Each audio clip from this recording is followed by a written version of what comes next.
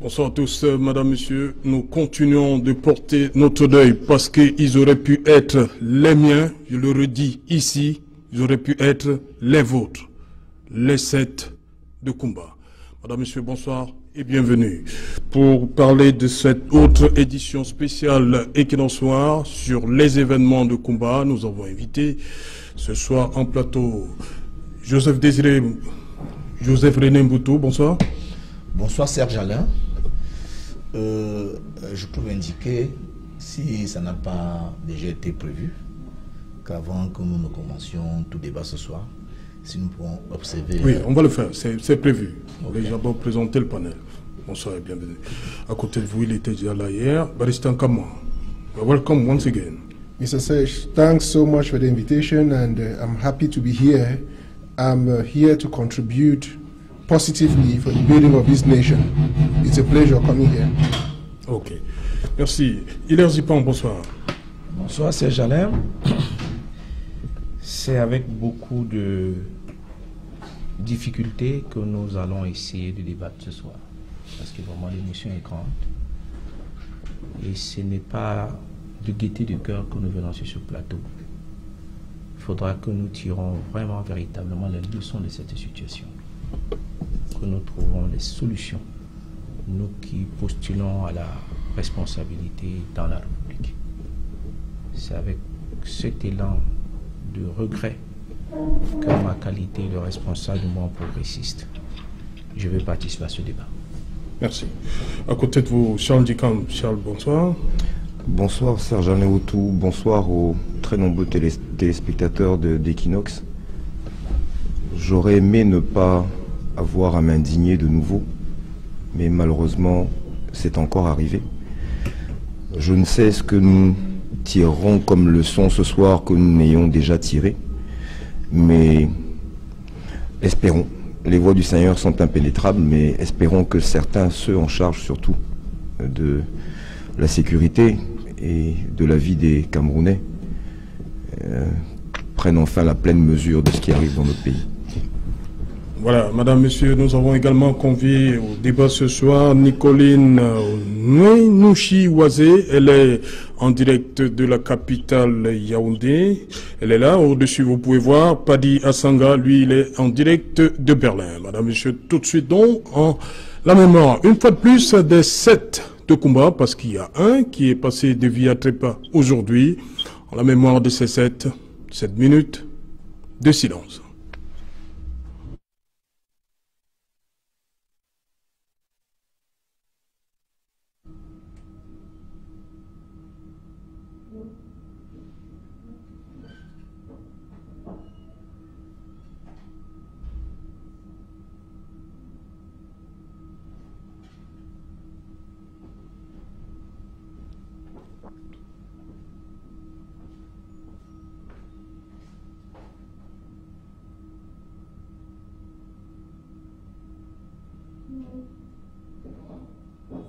Merci. Voilà, bienvenue une fois de plus, cher monsieur. Je crois qu'on va prendre la direction de Yaoundé d'abord, hein, honneur aux dames. Nicoline Nouchi-Wazé, vous êtes... bonsoir. Good evening, Alan. Thank you for having us here. I'm Nicoline Nouchi-Wazé. I'm a gender and development specialist, one of the chairs of Cameroon Women Peace Movement and a civil society activist. Thank you. Voilà, vous l'avez dit, vous faites partie du Cameroon Women's Peace Movement, KWPM, c'est bien cela. Yes. Comment le KWPM a accueilli ce qui s'est passé hier à Boya, à Kumba? Yes, Alain, it's rather unfortunate that it's yes another attack on women and children in the ongoing crisis in Cameroon, and it has been a black weekend for us. As you can see, we have all been in the mourning attire for being those parents that kill our own children. We say it at the beginning of this crisis when they started attacking women and children that humanity comes under attack under threat when children are attacked, and it is still ongoing. It is such a very sad situation that people take upon themselves, adults decide to declare war, and their target is poor women and children who have nothing to do with the war. And since yesterday, Kawopem women have been up. Our first statement denouncing this killing went out yesterday around midnight. We have written to the United Nations, to African Union, to all the authorities, and we want the perpetrators of this yet another crime to be called to order. Enough is enough. We've seen enough of this. Women have been decapitated, their body parts desecrated, and we are tired, we are fed up. We are tired of these men who think they own the world and who think women and children as their objects for them to use as they desire. We are tired, and we are here today to tell men that enough is enough of this world. We have sent out so many calls for ceasefire, for peace, for dialogue. We submitted them to the Prime Minister. We gave all that is needed, but we have never been heeded to, because they look at all as just women. Hello, men. Remember what happened in Liberia. Don't force us. We are ready. We are telling men that enough of this killing. We cannot be the parents that tell our children that education is the key. We tell them that education is a development multiplier. We tell them that they are the posterity, that they are the demographic dividends of this continent, and we turn around and they go to school to learn their brains, the brains that are supposed to be in their head, are littering their classrooms, their own blood instead of ink, soak their books. They are lying under benches, swimming in the pool of their own blood, instead of learning that education that we parents, we have asked them to go and learn. We want the men of Cameroon. We want the men who are at the forefront of this nonsense that has been going on in this country for 4 years. We want them to listen to themselves, to do their self-introspection and ask themselves if this is the Cameroon we want for posterity. Merci, merci Nicoline. On va prendre la direction de Berlin pour terminer avec l'extérieur. Bonsoir Padi Asanga, bienvenue. Good evening, Serge Alain. Good evening, Cameroonians. I have a very, very heavy heart. I also want to say good evening to my school friend, Speedy. I want to say good evening to Alain Zipa. We met in Yaoundé. Serge Alain, Cameroon is crying, Africa is crying, and the world is watching. There is a problem. We Africans, we have a problem, and it seems as if each time we are in conflict with ourselves, we tend to look towards the white boys, but we forget to know that these white boys, they don't care about us. Our lives are just as good as any object, and thus the lives of our children. I have not slept since last night. You can see it from my face. I have been receiving calls from Kumba. I have received calls from my friends here in the diaspora. I have received calls from relatives of those children who were killed in Kumba. It is a very, very sad situation, and I can feel the pain that my sister is feeling as a mother. Those pains, some of us men, we don't go through, and it is unacceptable that we sit and watch this thing happen. Serge Alain, some of us are going to go amok here in Europe. Take it or you leave it. Some of us are going to go amok here in Europe, and we might find ourselves in prisons because this thing has been cooked up from the diaspora and sold to our people at the home front. They give our boys odeshi, they give them drugs, and they set them to go and kill our own children, while the white boys sit in their countries and give safe passage to these people and then we turn around, write letters to them and say, European Union come in, African Union come in, and so on. Please, Serge Alain, let's be serious. I want to say this. The perpetrators are known, and nobody should come and tell me that it was done by the military or it was not done by the military. No. Ngabu was done by the military. Pinyin was done by the military. And this is an amber job. So I'm not here to create any polemics. And those of us who are Cameroonians, who feel the pain that our people are going through, we are going to act. There is going to be retaliation, and the blood and of those young children cannot go in vain. I have seen people written to the African Union that it is time for us Cameroonians to take actions, and if it means going after our own out here in the white boys' country, we'll do it and go to prison. People are safer today in Cameroon in prison than when they are in Koningi. Serge Alain, I want to use this your platform to give what we call droit de réponse. A certain Mr. Patrick Folwe or Fozi, who is from the CPDM, or is it Fiz Fowe or something. He said that we met in Berlin or in Cologne to collect arms or to collect money to buy arms to send to Cameroon. It is a lie. It's not true. We met in Munich with Kawala. We met in Munich with Maître Sim. We met in Munich with Maître Aliscom, and the agenda of that meeting is well known. We were to talk about a political transition. Remember, at the time, those who met in Cologne to buy arms, they attacked Kawala, they attacked Maître Aliscom, they attacked Maître Sim, and even came into that forum to disrupt us, just to later on go and converge in Cologne to buy arms. So that CPDM stooge who came and lied about Kawala, Maître Sim, Maître Aliscom, he should be called to order.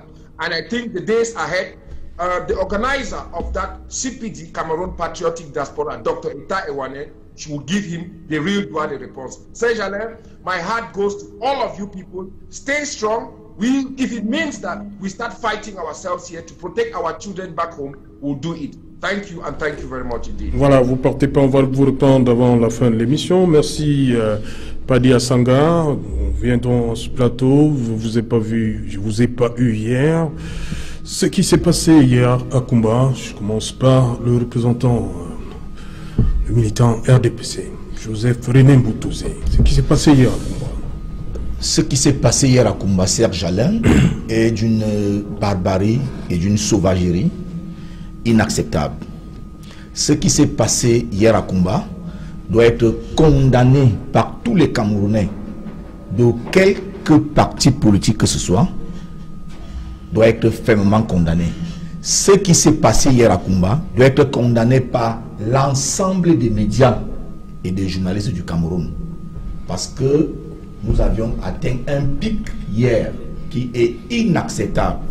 Faire assassiner des enfants de 9, 10, 11, 12 ans, je crois que le plus vieux, 12 ans, ouais, 12 ans. Ce n'est pas possible.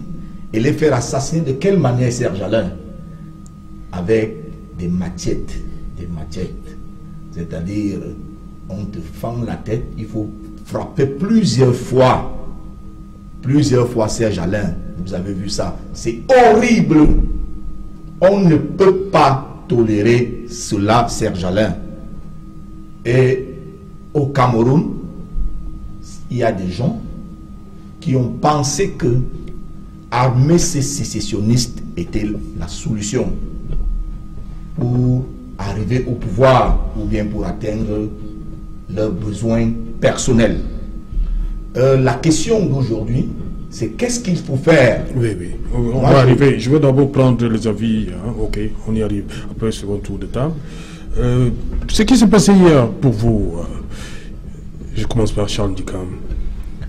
Moi, je suis très embêté parce que je suis fatigué des indignations. Je voudrais juste dire une chose. S'il y a un père de famille ou une mère de famille ou un grand-père comme moi qui peut se réjouir de ce qui s'est passé, ce que j'ai vu, alors celui-là ne mérite pas le souffle de vie que le Seigneur seul donne. Ce que je voudrais dire, et là c'est le citoyen camerounais qui s'adresse à ses compatriotes. Ce n'est pas le représentant du MRC. Je voudrais dire à mes compatriotes que depuis de nombreuses années, nous n'avons eu de cesse de dire que nous allions vers l'horreur.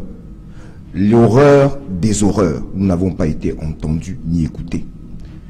Je voudrais dire à mes compatriotes que, à l'heure où nous parlons, nous avons des compatriotes auxquels on a collé le motif d'insurrection parce que l'un des premiers motifs pour lesquels ils demandaient que vous tous, vous et moi, demandions à nos gouvernants de faire un point, un stop, de s'arrêter et de régler le problème du Nozo. Nous n'avons pas été entendus. Alors, je pense que ce soir, nous allons peut-être faire fi des chapelles politiques. Justement. Et que chacun d'entre nous fasse appel au peu d'humanité qu'il a en lui. Nous avons commencé cette émission tout à l'heure par une minute de silence. Je voudrais également me permettre, humblement, mais je suis Camerounais et c'est mon droit, d'interpeller ici notre père à tous. N'en déplaise.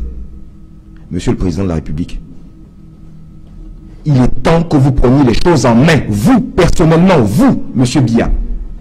Parce que tous ceux que vous avez commis à cette tâche depuis 4 ans ont failli, lamentablement. Nous perdons aujourd'hui des enfants qui... Pourquoi sont-ils venus sur Terre?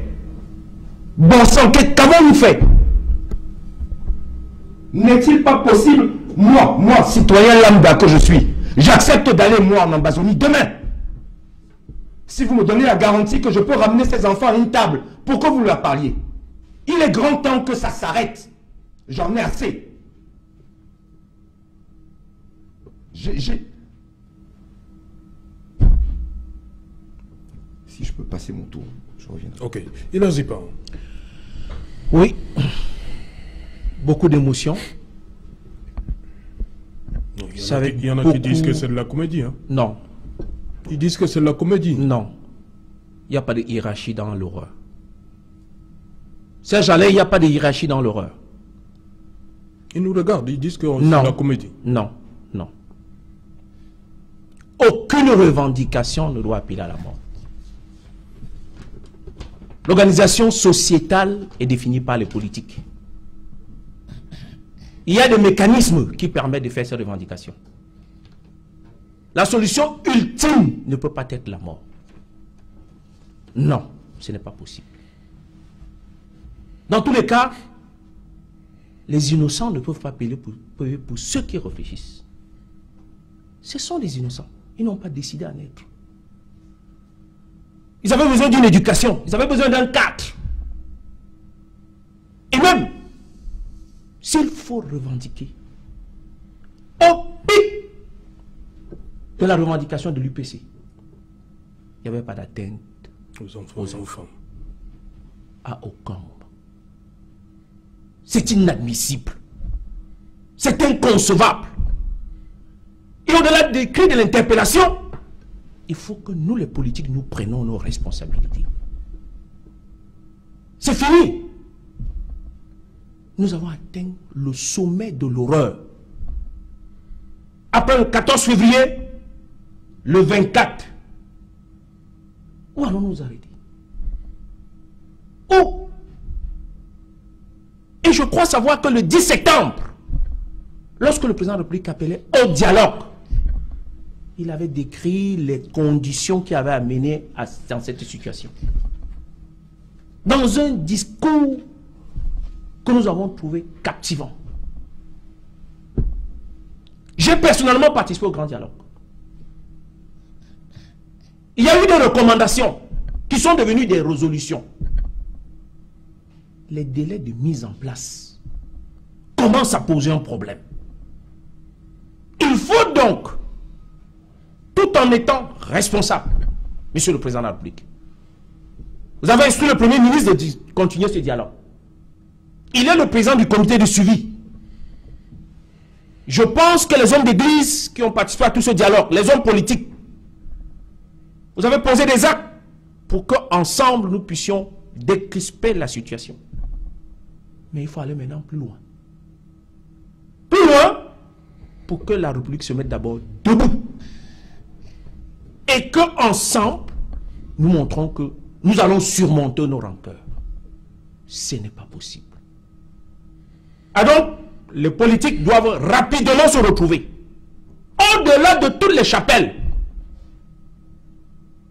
il faut que ceux qui sont en responsabilité dans les partis politiques prennent d'abord cet acte de courage, le plus tôt possible. Ensuite, que nous indiquons très clairement, au-delà de tout, au président de la République, quelques éléments qui lui permettront de pouvoir sortir de cette situation. Il est temps, nous allons nous rassembler, pas derrière le président d'un parti, mais derrière celui qui est garant des biens et des personnes de cette République. J'ai dénommé Paul Biya. C'est à lui que maintenant revient la charge de nous donner le cap devant une situation de crise. On ne regarde pas l'âge du capitaine devant une situation pareille. On ne regarde pas ses actes passés. Mais on a besoin de son soutien pour les actes futurs. Le Cameroun a besoin de vous, Monsieur le Président. Je vous remercie. Barrister Kama, sorti de la crise, le président est interpellé, vous voyez. C'est lui qui peut, au regard de tout ce qui se passe, j'ai parlé du grand dialogue, mais on a toujours l'impression que rien ne bouge véritablement. Le sang continue de couler. Mr. Serge, I totally agree with the pronouncements of my fellow co-panelists who just spoke before me, and I equally accept the utterances of Asanga Patrick, who is my classmate in CPC Bali, to acknowledge the fact that when there was killing in Gabo, we could tell that it was a military. There are other sporadic killings that we could tell that it is the military. But immediately I saw the images in Kumba. I don't want to mince words. It is the work of the people who try to stop children from going to school. Mr. Serge, it must please all of us to know that in every society, there is bound to be conflict. And the way we manage the conflict can either bring peace or war. My fellow co-panelists just called on the head of state to take decisions to stop what is happening. I am behind him in that statement. And I think the head of state has been sleeping for a long time. We should say things the way they are. If you look at the constitution of Cameroon, you agree with me that the Cameroon has great aspirations. But what happens in the constitution? Each time there is something to move us forward. For example, we talked in 1996 constitution, there was the decentralization. But how many years after that has not been implemented? We're still trying to do it today. You see, and Alain, when there is a situation like what happened in Kumba, it is very evident that there has been a breach of duty. Somebody had to protect those children. It is a responsibility of the state. May it please everybody to know that there is a social contract between the population and the government. There is a pact that we, the population, we have agreed to forgo some of our natural rights. In return, the government has to provide us security. You see, I felt extremely bad when I heard the minister saying that it happened because there were no military, and to justify that, he says because the school was not registered. That is a statement he shouldn't say. He should go back and withdraw that statement because it does not reflect the truth. We are not here to talk about if the school was properly registered or not. Every Cameroonian, everywhere they are, has to be. They need to be protected. Even in the bush. Even in the bush, they have to be protected. We agree, you agree with me, that the senior divisional officer for Kumba came and said they are taking all the disposition for security. Ministers came and spoke. But look, people just get into a school and kill 7 children. And then we pretend that it's because the military was not there because the school was clandestine. And then, I have said on many occasions, the Anglophone population should come out with option 3. The very first option was they counted on the government to resolve the crisis. The government could not even first of all accept that there was a crisis. Many people had to be killed before the government will recognize that there's a crisis. Now, the government will choose what kind of crisis they want. They have to be pushed again with a series of killings before the government will agree that they could talk about federalism. And after they went to the national dialogue, the things, as my co-panelists that I respect a lot said, most of the things are still not to be, they're still not implemented. Why? If those things were implemented, believe me that some of these atrocities would not have been committed. And so the state has a responsibility. Those parents have the right to sue the state, to sue the senior divisional officer who said there was enough security for children to go to school, and then parents send their children to school and they go and face death. And you keep seeing other DOs in the Northwest and Southwest coming on television to say they will do everything, they will protect children. Have they even protected themselves? And then it hurts. And to think that some people will say it's comedy show that we do here, it shows that they are void of sentiment. If somebody who has a child, who brings up a child, who loves a child, will not make those type of statements. It's a very stupid statement. And whoever makes such a statement, he says, shame unto you. We are mourning those children who went to school aspiring to be like you and I here tomorrow, and were brutally assassinated. And then he has to stop. Even if it means that the president should stop that for him to stop, let him do it. My brother said that he's ready to go to Southwest to give his to Southwest. If whoever is obstructing peace in this country should leave us alone. Thank you, Alain. Ok, et Joseph René Mboutouzé, vous avez commencé à vouloir nous dérouler. Hein? Qu'est-ce qu'il faut faire dans l'urgence? Oui, Serge Alain. On a beaucoup parlé du Nozo, étant à Douala, oui. Yaoundé, oui. Garouam, Maroua, Samelima, Bolova, Bafoussam, mais peu de gens sont allés au Nozo pour savoir exactement ce qui se passe au Nozo. Il faut peut-être que les gens y aillent. Moi, si vous lisez le papier qui est à côté de moi, j'ai écrit là, en entrant ici, que moi, Mboutouzé Joseph René, oui. J'irai à Kumba samedi le 31 octobre 2020 pour rencontrer les familles qui ont perdu ces bébés, pour leur témoigner ma compassion, pour passer un peu de temps avec eux et pour essayer de causer avec les populations de Kumba. Oui. J'irai là-bas ce samedi 31 octobre, samedi 31 octobre, oui. J'irai là-bas, Serge Alain.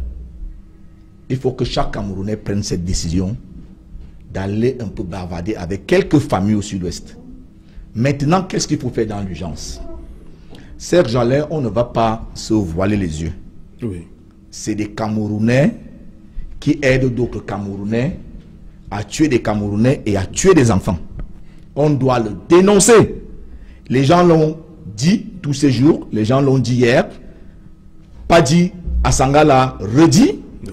On a en mémoire la réunion de Cologne en Allemagne où des représentants du MRC, je cite, ont dit en réunion avec la BAS, qui est le bras armé, qu'ils vont acheter les armes et venir donner à l'Ambazonie. Cela doit être sûr de tous les Camerounais et l'État doit prendre des responsabilités pour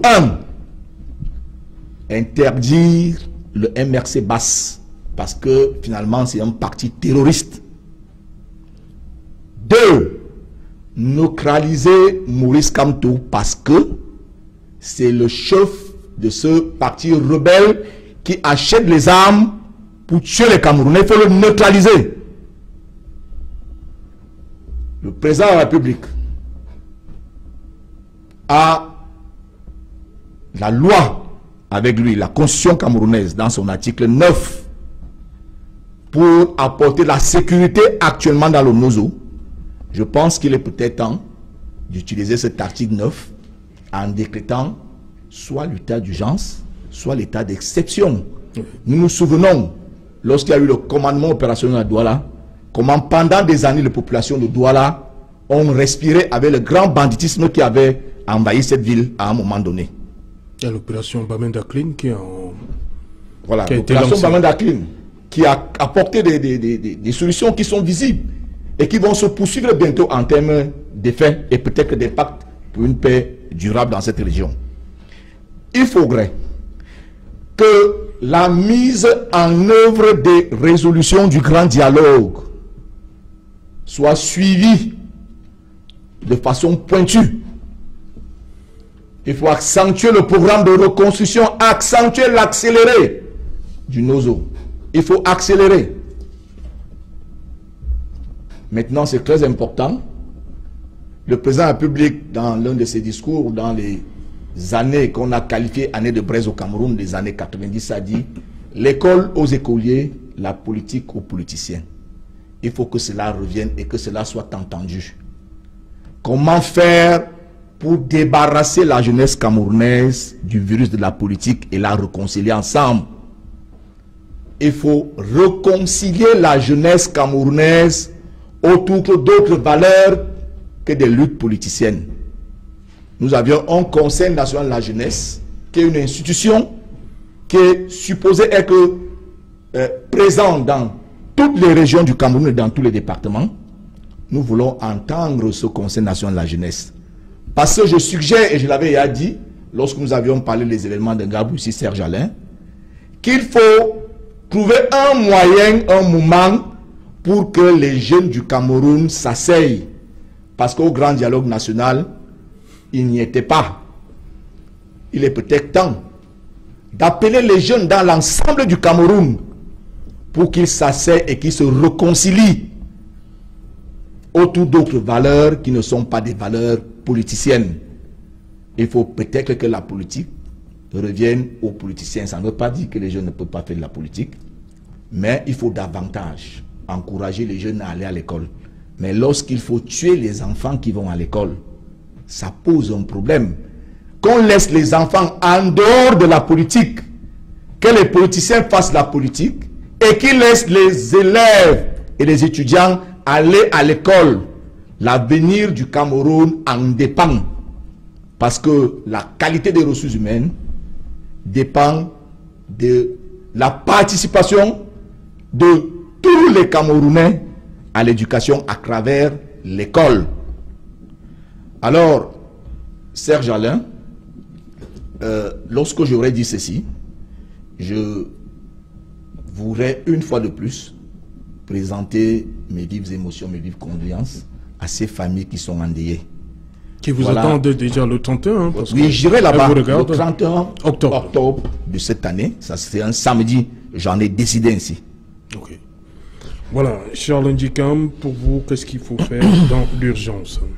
Bon, j'ai dit tout à l'heure qu'au-delà de la chapelle politique pour laquelle je suis présent sur ce plateau, je suis d'abord un citoyen. Je suis d'abord un citoyen camerounais. Je vais sortir de la distraction que j'ai entendue tout à l'heure.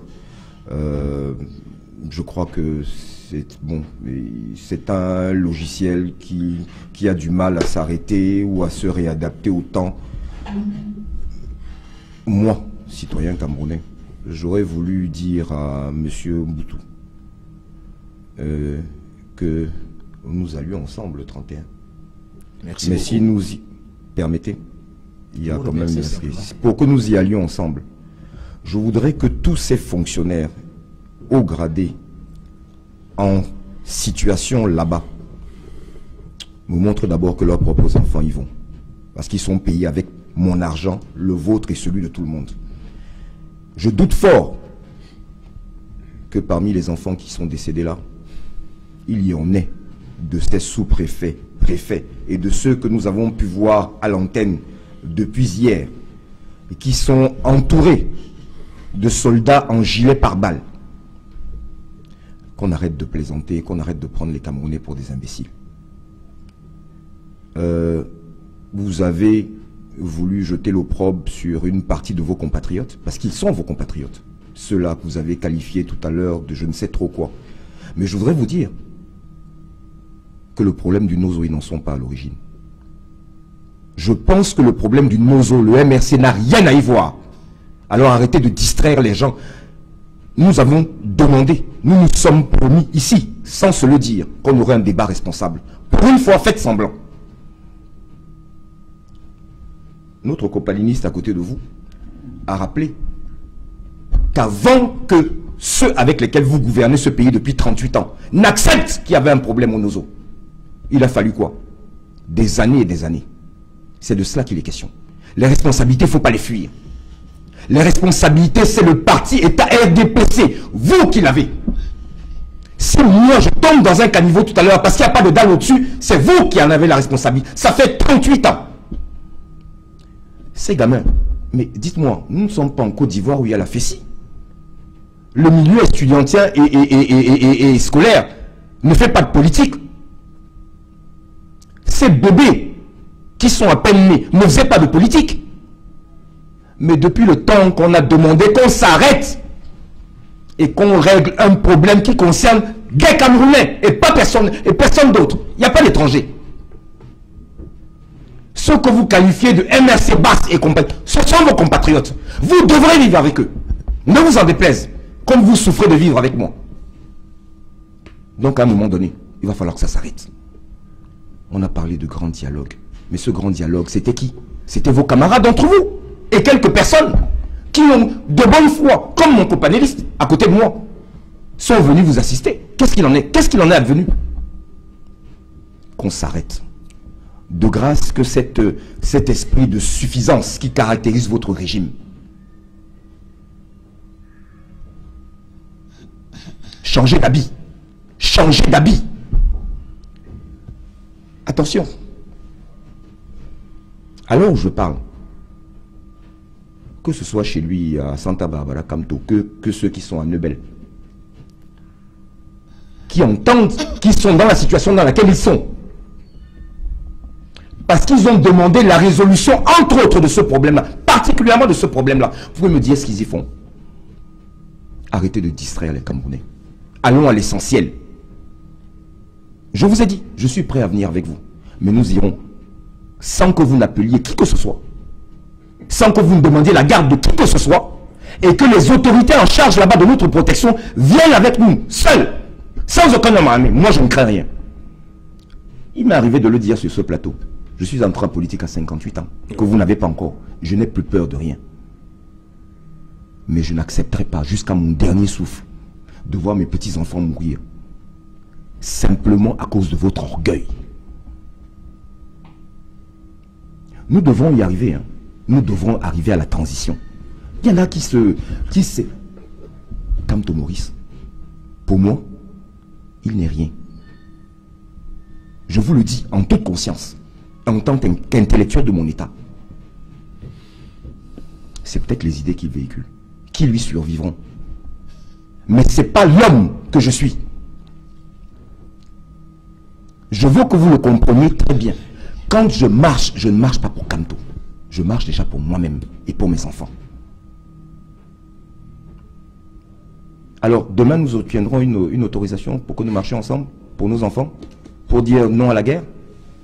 Alors, je vous charge de le faire, puisque ce sont vos camarades. Demandez-leur l'autorisation. On l'organise là, cette semaine. On marche tous ensemble. Moi, je prendrai avec moi tous les militants, j'en prendrai la responsabilité de mon parti. Et nous serons tous aux premières loges, ensemble. Et ceux qui voudront se joindre à nous. Je vous mets au défi. Et vous verrez à quel point l'indignation est importante. Est-ce que vous vous rendez compte qu'on parle d'enfants qui ne savent même pas, je veux dire, qu'est-ce qu'ils savent de ce pays? Monsieur Mboutou, j'ai marché ici à 22h, 23h sans rien craindre. J'ai connu une ville où on laissait les portes ouvertes, que vous ne connaissez certainement pas. Je le répète à souhait, pour que la majorité de nos compatriotes qui sont nés sous Paul Biya, sous le renouveau, sachent qu'il y a eu un autre Cameroun, celui qui l'a fait grandir, celui qui lui a payé toutes ses études. Qu'est-ce qu'il nous rend en retour? Un pays en paix, prospère, qu'on lui a légué? C'est pour ça que je me suis adressé à lui. au moins la reconnaissance du ventre vis-à-vis de ce pays qui lui a tout donné à lui. Lui, il a tout eu. De grâce.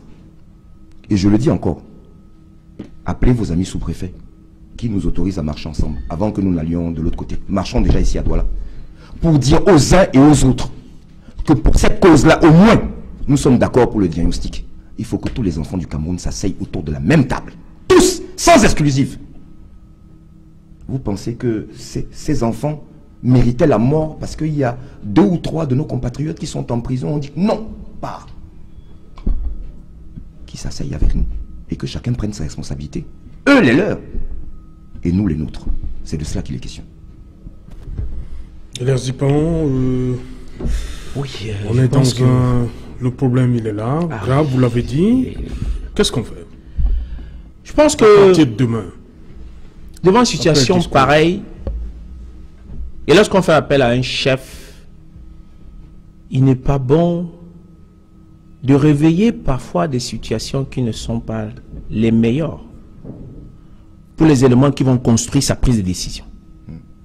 À l'heure actuelle, le président n'a pas besoin de s'adresser à des militants des partis. Il a besoin de s'adresser à ses compatriotes, à ses concitoyens. La Constitution lui donne l'obligation d'être garant des biens et des personnes. La Constitution lui donne les moyens, par la collecte des impôts, de garantir notre sécurité. Et à ce titre, le président de la République sera le seul responsable devant l'histoire face à l'événement du 24 octobre. Il faut l'aider à construire. Mais, M. Mboutou, le 10 septembre 2019 n'est pas le 24 octobre 2020.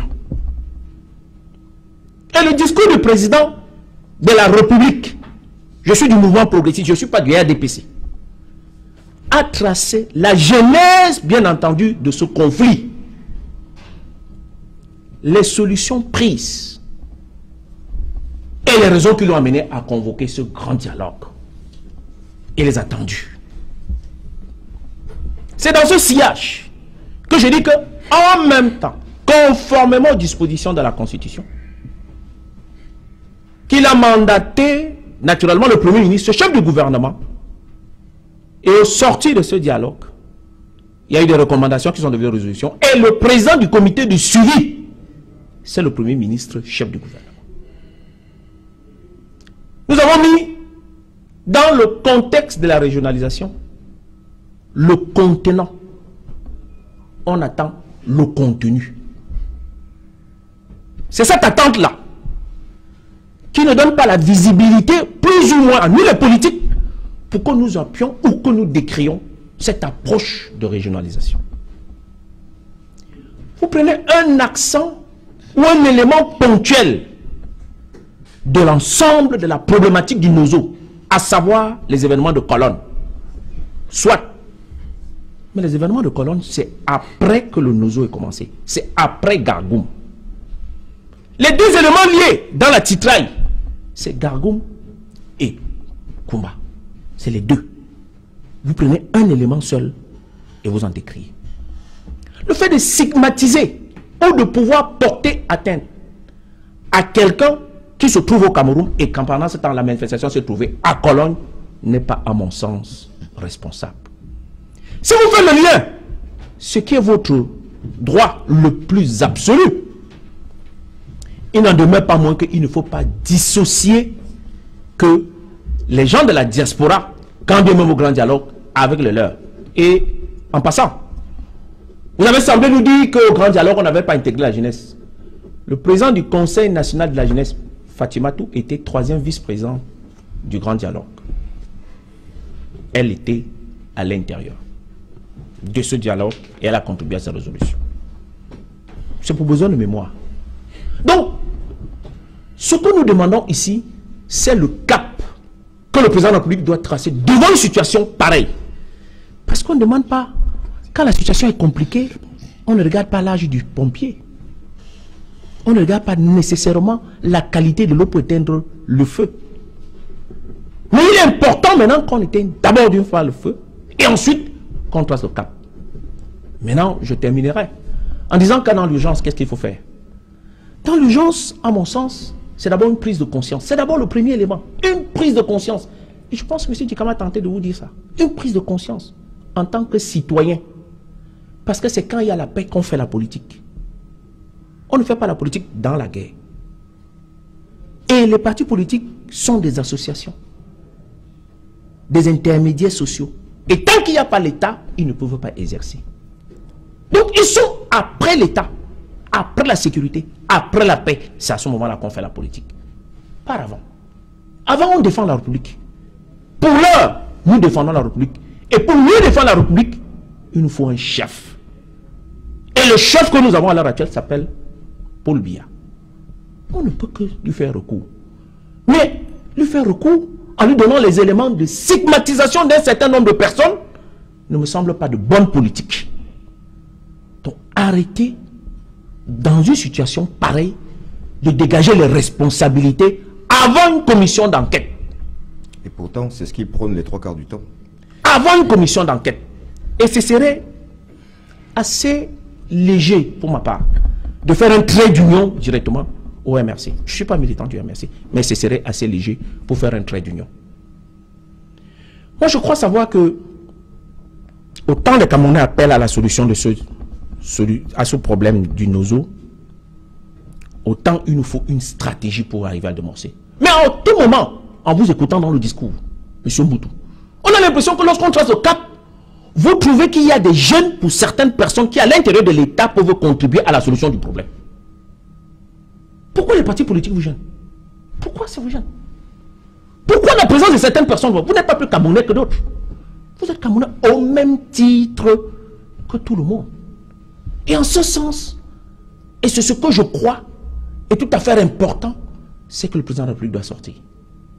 Et il doit sortir comme président de la République et non comme président national du RDPC. Vous lui donnez les éléments pour sortir comme président national du RDPC. Et c'est ça qui va fausser le débat.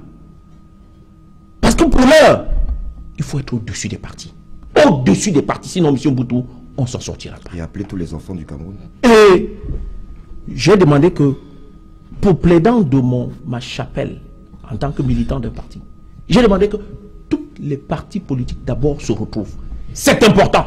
Comment? Je ne sais pas. La formule, je ne sais pas. Mais il faut ce sursaut-là. Mais malheureusement, le président de la République est président de la République et président national du RDPC. C'est ça le problème. C'est ça le problème. Donc, quand le RDPC parle bien de son chef, je ne sais pas si c'est le président de la République qui vient. Or, on devait avoir les partis et le président devant. C'est comme ça qu'on devrait s'exprimer. D'abord les partis et ensuite le président prend la responsabilité. À ce moment, on lui donnera les éléments pour apparaître comme un État bien gouverné et qui a une bonne gouvernance. La responsabilité des uns et des autres, l'histoire est le dernier jugement des humains. Monsieur Mboutou, ne soyons pas du mauvais côté de l'histoire. Nos enfants sont plus importants que tout. Quand on a vécu à peu près l'âge que nous avons, il est bon de préparer l'avenir de ceux qui arrivent. Le président n'a plus besoin de prouver quoi que ce soit. À 38 ans de pouvoir, toute une génération de fonctionnaires sont à la retraite qu'il a recrutés. Ceux qui sont entrés à la fonction publique en 1982 sont pour la plupart aujourd'hui des retraités. Matricule attribué par le président de la République. Il n'a plus rien à prouver. Le président de la République a besoin de tracer le cap, comme il a bien dit, de l'entrée de la démocratie. Mais il y a des éléments dans cette démocratie qui nous posent un problème. La règle de la section au pouvoir. Ce qu'on appelle le code électoral. Il pose un problème. Parce qu'il a été voté par un seul parti. Le RDPC. Même l'UNDP, son allié, n'a pas voté. Encore moins les autres partis de l'opposition. Est-ce qu'une règle commune, consensuelle, peut être votée par un seul parti? Ce n'est pas la vérité, c'est la règle. Et lorsque nous participons aux élections, nous tirons les conséquences, les couacs de ce code-là. Ça nous est ahurissant. Je prends un petit exemple pour que les téléspectateurs comprennent qu'il y a un couac dedans. Élection municipale Non, je prends un exemple pour montrer la règle, pour montrer que... Dans le sujet, hein. Non, c'est la règle. C'est pour montrer que la règle de la société pour la section au pouvoir. Douala 5e. Code électoral, je ne peux pas. Tel qu'il est calculé. Le coefficient qui permet de déterminer le nombre de conseillers municipaux intègre tous les partis qui ont participé au suffrage. À Douala 5e, on l'a intégré. Et au moment d'attribuer les sièges, les partis qui ont moins de 5% n'y participent pas. Le PADEC n'a pas eu de siège, mais le coefficient est déterminé. Vous venez à Douala 1er. Les partis politiques ayant participé au suffrage, d'emblée, on élimine ceux qui ont moins de 5%. Le Manidem et le NMP. D'emblée, au calcul du coefficient. Et vous l'intégrez à Douala 5e. Une loi ne peut pas avoir deux vitesses. Cette loi-là, elle a des problèmes. Il faut la changer. Okay. C'est la règle commune pour permettre à ce que nous désignons convenablement un président de la République respecté de tous. Et tous les partis politiques, sauf le RDPC, trouvent que ce code est bon. Ce n'est pas normal. Ok. Barrister, pour vous, qu'est-ce qu'on doit faire dans l'urgence? Okay, Mr. Sech, I want to come back on what Mr. Butu said. I want it to be recorded that when Kamto refused, when he went abroad to receive Ambazonians, he refused. Ambazonians, they got mad, they published it. That's the first. Canada. The second thing is, Ambazonians, when Kamto asked for the match, they said nobody should respect that. So from those two facts, you can see that Kamto has nothing to do with Ambazonian or trying to give weapons to Ambazonian. By the way, what is it going to profit him? He wants to be the president of every Cameroonian, not a divided country. Now, Alain, you asked me the way forward. Alain, the very first thing we should do is that the government, the head of state, should be honest. Serve honesty to admit that he erred, that he has betrayed the confidence that people gave him. That same confidence that the Anglophones are revendicating, that same confidence that pushed the Anglophones, that same betrayal that pushed Anglophones to ask for what was genuinely theirs. When the president is humble enough to know that he made a mistake, honestly speaking, not only Anglophones, the co-panelist said something which is very important that we should take very serious. He has been there for 38 years. People that he employed have gone on retirement. So the president does not go on retirement. And then we've come to a new kind of administration. If you look at the world, the president is no longer an autocrat. The president does not behave as a chief in a village. The president is outgoing. You will find the president intervening in situations before they get worse. And then the government should be honest and humble. Now, we cannot solve the Anglophone crisis without looking at the root causes. Why is there a problem? Once you redress the situation, the problem will be solved. And let me tell you, the government in the perpetual era made a very big mistake in refusing that the All Anglophone Conference should not hold. It was a terrible mistake, because the purpose of such a meeting was to properly identify the problems that Anglophones have and those who can represent them. Now, between us, the Anglophones, there are varying factions. We could come together and say, okay, this is what we want, and let us table it to the government. But the government refused to them to meet, and then you go and call a dialogue that you invited people that you think will come and who are on your side. It is wrong. And we know the problem. The problem is that Anglophones are revendicating for what is theirs. And Alain, the problems Anglophones are suffering, part of it is equally being suffered by Francophones, because there is general unemployment. The infrastructures are so degrading. Look at the road from Rangpoulen to Lokpom to Lokbesu. It is lamentable. So if the government is responsible, they should admit that they failed to protect civilians in Kumba. They should apologize to Anglophones. And then they should go and sort out, resolve the problems. It's like Kamto has become a scapegoat. That whenever there is a failure somewhere, they start attributing to Kamto. Kamto is a solution to the problem in Cameroon. He is not a problem. He is a solution to the problem in Cameroon. And it is time that we all come to an agreement, come to a consensus that Anglophones have a problem that must be resolved. When I talk about the third option is that the population should protect themselves. The population... Comment? Good. You know, the military has failed to protect the Anglophones.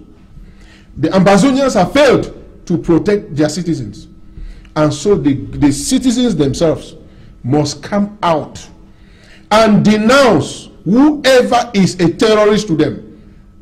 We know for sure that there are some military who are terrorists, because if you go by the definition of the word terrorism, it means somebody who creates fear, panic. And so they should systematically denounce. And then when I left here yesterday, I received a call from my 14 in Boya. Yeah. And the person was telling me that, mate, you said you spoke well, but I want you to know something. We at my 14, we are suffering enormously from the hands of the military. And if you go to Boya, you will see that before you enter Boya, those guys are receiving the money. And then it should stop.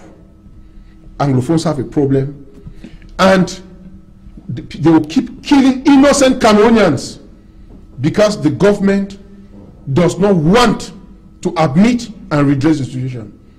The head of state must do it because he is there for that. He must do it. Thank you so much. Ok, Joseph René Mboutouzé, demain c'est lundi.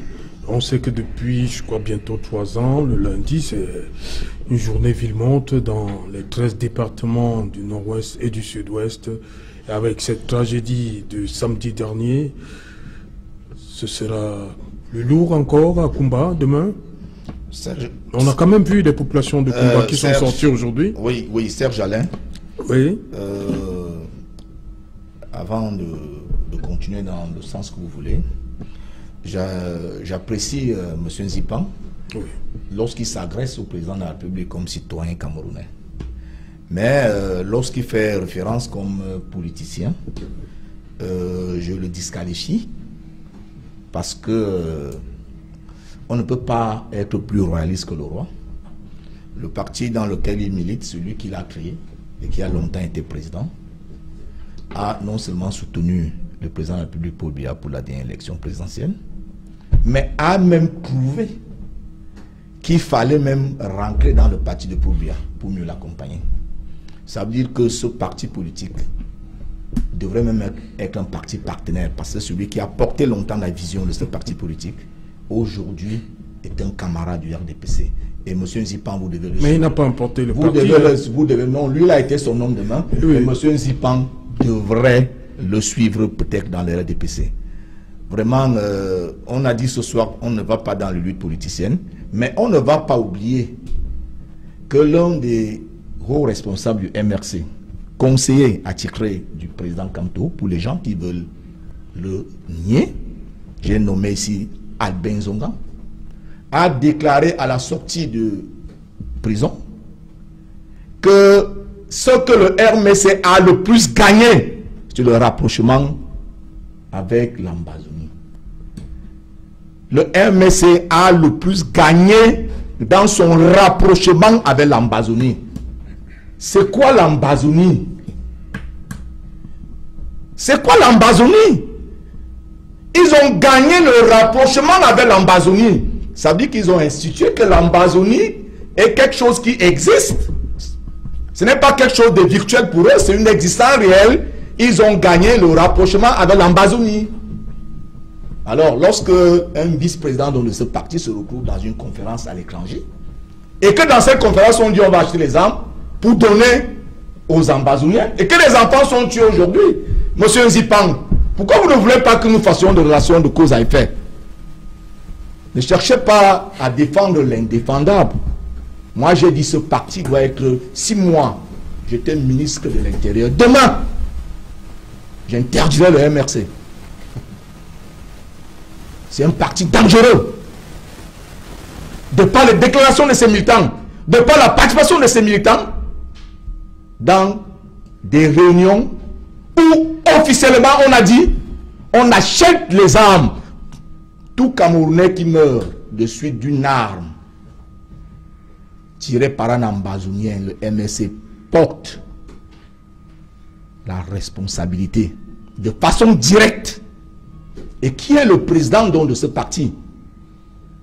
Après le printemps arabe, pour avoir la paix en Égypte, on a dû dissoudre les frères musulmans.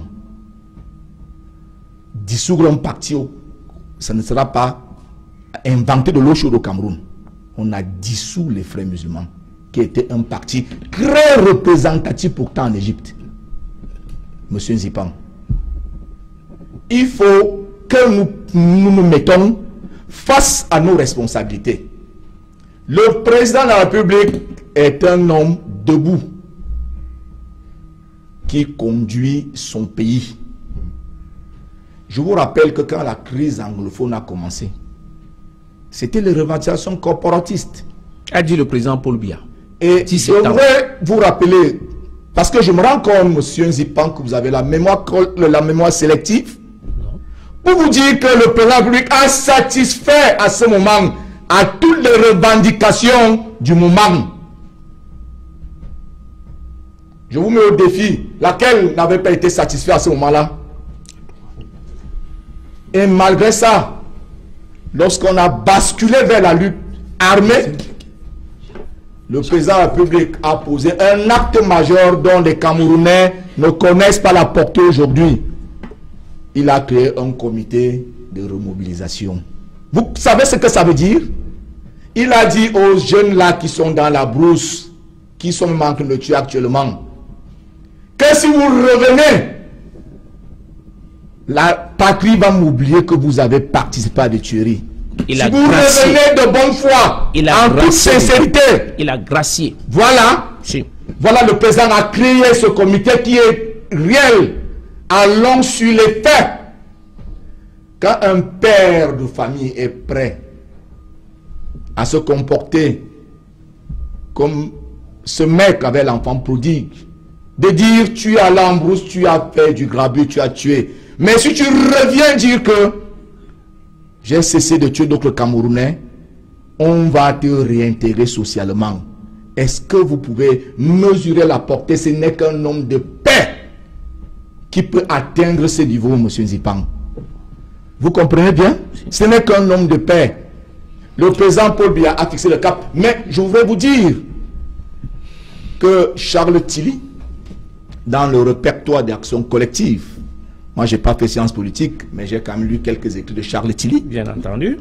A dit qu'il y a deux façons de faire la politique. Soit on la fait par le haut, soit on la fait par le bas. Exact. La participation par le bas, c'est celle que le MRC a choisie.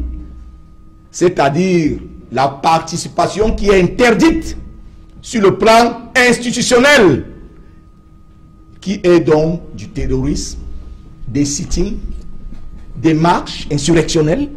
Malheureusement, c'est cette participation par le bas que le MRC a choisi. Et dans tous les pays du monde, on interdit la participation politique par le bas. Et c'est celle par le haut qui nous reste, la participation partisane.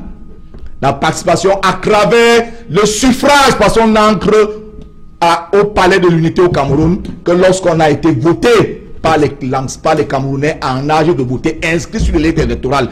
Parce qu'il faut faire la part des choses. Il ne suffit pas seulement d'être Camerounais en âge de voter, mais davantage, il faut aller s'inscrire sur les listes électorales. Et gagner une élection. Voilà. Si aujourd'hui le PCRN, je ne suis pas militant du PCRN, a des députés, des maires et tout ça, parce qu'on a vu son leader encourager les gens à aller s'inscrire sur les listes électorales. Voilà le devoir citoyen d'un responsable politique. Et c'est ce que le RDPC fait à chaque fois. en demandant aux militants RDPC d'aller s'inscrire sur les listes électorales. Et c'est pour cela que le RDPC gagne les élections. Le RDPC ne gagne pas les élections parce que le RDPC fraude. Et pour chuter Serge Alain, oui, je voudrais dire en tant que spécialiste en management public que lorsqu'une politique publique est mise en œuvre, il faut apprendre aux citoyens que les effets ne sont pas des solutions immédiates.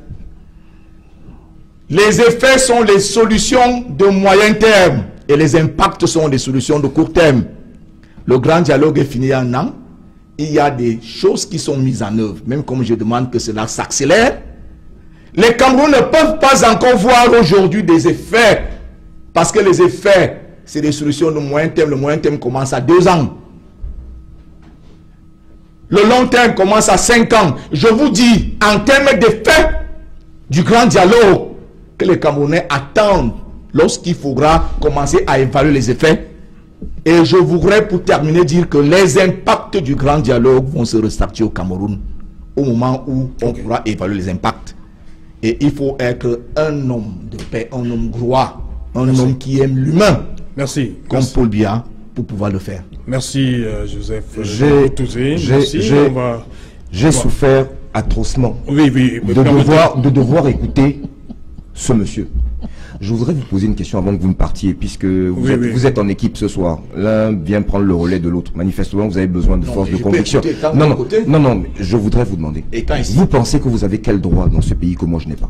Ah ben... Vous n'en avez aucun. Je veux vous dire, vous n'en avez aucun. Et vous avez dit tout à l'heure que vous auriez souhaité, si vous étiez, mais vous êtes là où vous êtes. Et c'est pas... mais dommage. Je parle en tant que Mboutou, je dis moi Mboutou. J'en avais le pouvoir. J'ai souffert de vous écouter. Voilà, souffert. Oui, mais non, mais... Vous allez souffrir toute cette nuit. Vous allez souffrir à chaque fois que vous allez réécouter cette émission. Je dis moi Mboutou. Si j'étais ministre de l'Intérieur au Cameroun, oui, j'allais dissoudre le MRC et ça résoudrait, et j'allais neutraliser Maurice Kamto et la crise nous serait finie demain matin. Et la crise nous pour laquelle nous sommes là serait finie demain matin. Début de solution. Oui. Parce que votre parti finance les terroristes. Qu'est-ce qu'on vous a fait, monsieur? Qu'est-ce qu'on vous a fait, monsieur? Libérez-nous. Qu'est-ce qu'on vous a fait?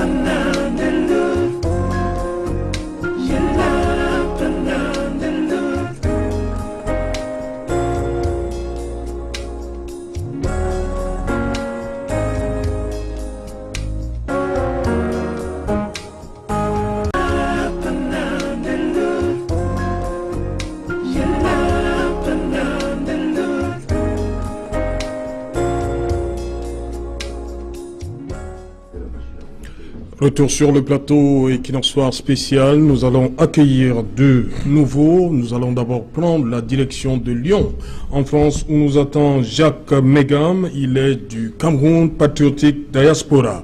Bonsoir Jacques Megam. Oui, bonsoir Serge Alain. Bonsoir, je vous remercie. Je voudrais vous rappeler qu'effectivement, je m'exprime au nom de la Cameroun Patriotique Diaspora, mais aussi de l'organisation Respondere Advocatus. Parce que compte tenu de tout le contexte qu'il y a en ce moment et depuis un certain nombre de temps au Cameroun, nous avons créé cette organisation d'avocats camerounais de la diaspora pour poursuivre la chaîne de commandement, que ce soit d'autorités politiques et militaires, n'est-ce pas, qui massacrent les populations qui manifestent. Alors, pour répondre aux préoccupations de votre émission, je voudrais d'abord rappeler à M. Mboutouzé que les braves militaires font la paix et la guerre et désirent la paix. Ça, c'est Adolphe Thiers qui le disait. Lorsque je l'entends tout à l'heure sur votre plateau, je n'ai pas le sentiment que c'est quelqu'un, n'est-ce pas, qui souhaite la paix pour notre pays, parce que son discours est particulièrement guerrier Et la lecture que je peux faire de ce discours guerrier, c'est quoi? C'est que les faucons du RDPC, le parti au pouvoir, ont décidé de prendre en otage le Cameroun. C'est la première lecture que je peux faire de cette intervention. A priori, un responsable politique a vocation à tenir des discours d'apaisement. Et c'est dans ce sens que le CPD va se placer. Pourquoi je dis ça? C'est parce que Luther King disait qu'avoir la foi, c'est monter la première marche, même quand on ne voit pas tout l'escalier. C'est la raison pour laquelle, du 26 au 28 juillet 2019, le CPD a organisé, n'est-ce pas, en Allemagne, un grand forum sur l'urgence d'un dialogue national et une transition politique au Cameroun. Au cours, n'est-ce pas, de ce forum auquel ont participé d'éminentes personnalités comme Maître Alice Combes et Maître Emmanuel Sim, ainsi que d'autres personnalités, dont Madame Kawala, la question s'est posée de savoir qu'est-ce qu'il fallait apporter comme solution au sein de la diaspora. Nous avons fait une analyse pendant 36 heures et les solutions qui en sont ressorties, c'est quoi? C'est que les spécialistes ont considéré qu'il fallait premièrement un cessez-le-feu entre les partis. Aujourd'hui, on est dans le cadre d'un conflit armé interne qui oppose deux partis. Et effectivement, pour qu'un dialogue puisse être institué de façon sereine, il faut absolument qu'il y ait un cessez-le-feu. La deuxième chose, c'est que nous avons appelé à un dialogue national sincère et consensuel. Pourquoi nous parlons d'un dialogue national sincère et consensuel? Eh bien, c'est simplement parce que nous avons constaté que, au cours de ce dialogue, toutes les parties n'étaient pas représentées, et c'est la raison pour laquelle, malgré quelques résolutions que pour notre part nous avons acceptées, il est évident que l'exclusion, par exemple, des membres de la diaspora ou alors d'un parti comme le MRC était totalement contradictoire par rapport à l'ambition qui était affichée par rapport à l'organisation de ce grand dialogue national. Et la troisième résolution forte de ce forum de Munich, c'était quoi? C'est qu'il fallait libérer l'ensemble des prisonniers politiques. Pour nous, voilà les trois conditions nécessaires pour favoriser la désescalade au Cameroun. Alors, effectivement, au jour d'aujourd'hui, samedi dernier notamment, il y a eu ce fameux massacre, j'allais dire ce carnage. La question qui peut se poser est celle de savoir qui est responsable. Aujourd'hui, j'entends beaucoup de gens impliquer un certain nombre de personnes, et notamment les Ambazoniens. Alors, je me permets simplement de rappeler que lors des massacres de Ngarbou, on avait indiqué que c'était les Ambazoniens. La réalité a été totalement différente. Il y a eu une enquête indépendante au niveau international qui a démontré quoi? Que c'était les militaires de l'armée camerounaise qui étaient à l'origine de ce massacre. Donc, au jour d'aujourd'hui, au CPD, nous disons que nous ne savons pas du tout qui est à l'origine de ce massacre-là. Nous appelons à un apaisement total entre les partis. Nous souhaitons que soit mise sur pied une commission indépendante pour pouvoir vérifier effectivement qui a pu commettre un tel massacre. Pourquoi une commission indépendante? Nous ne parlons pas forcément d'une commission internationale. Parce que quand nous ne faisons pas confiance aux institutions de notre pays, on pourrait quand même associer, n'est-ce pas, à un certain nombre d'experts indépendants nationaux, des personnes qui ont qualité pour aller sur le terrain, interviewer des gens. On pourrait par exemple imaginer que des organisations des droits de l'homme ou des organisations des partis politiques pourraient être représentées dans cette commission indépendante pour déterminer les responsabilités de ceux qui ont participé.